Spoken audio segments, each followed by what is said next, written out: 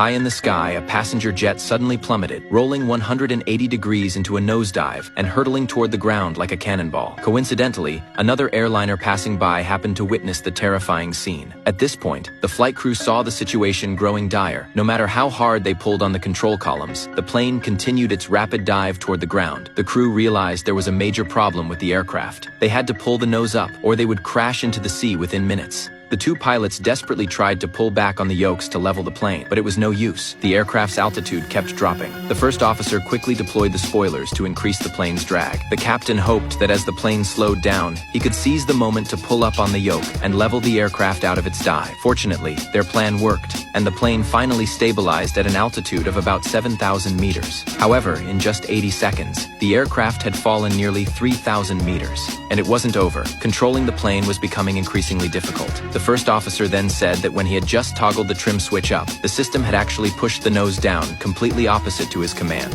and the rate of the downward pitch was far beyond what was expected. At that moment, both pilots realized the trim system had a severe malfunction. Yet, the nose was still being forced down by a mysterious power, requiring both pilots to use a great deal of physical strength to hold the control columns steady. They had no idea what was wrong with the McDonnell Douglas jet. Now 35 kilometers from Los Angeles International Airport, the captain decided to contact ground maintenance personnel again for help or advice, but he dared not touch the trim switch. However, the maintenance crew still suggested he use the trim switch, a recommendation that left them stunned. Helpless, they could only pray that the plane's condition wouldn't worsen. Fortunately, the airport runway was now in sight, and the captain extended the flaps to prepare for landing. Just as they thought they might have escaped disaster, a loud bang echoed through the plane, and disaster struck again. The aircraft pitched down violently. Now only about 5,000 meters above the sea, the entire airliner tumbled through the sky as if in an aerobatic show, descending at a rate of 49 meters per second. Although the two pilots used all their strength and the plane finally responded, the entire aircraft was now flying completely inverted, belly up. The crew then desperately pushed the yokes forward, trying to level the plane while it was still upside down. Meanwhile, in the control tower,